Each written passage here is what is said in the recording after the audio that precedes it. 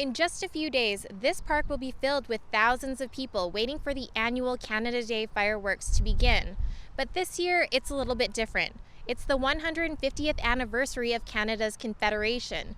So far, there have been many Canada 150 themed events leading up to July 1st, but not everyone is excited to commemorate this day. If you're celebrating the beginning of this country, 150 years, if that's what's in your heart and that's what you understand, then you're celebrating colonization.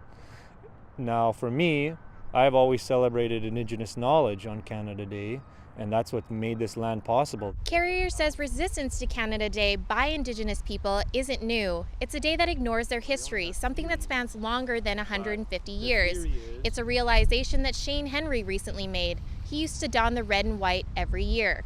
Just doing it for the purpose of putting a bunch of flags on my skin and jumping in parades to say, oh, look at our great country and look at all we've accomplished, that part of it isn't so comfortable with me anymore. Henry says it's important for those who don't understand the Indigenous perspectives to create relationships with diverse people and have those uncomfortable conversations about the narrative behind Canada's Confederation.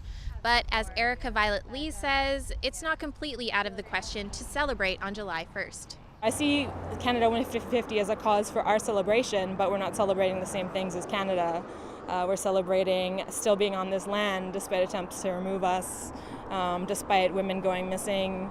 We're still here. As many Canadians gear up to celebrate Canada's 150th, Lee says she's going to be spending the day marking the achievements of Indigenous people of Canada and reflecting on the work that still needs to be done. Victoria Dinh, CBC News, Saskatoon.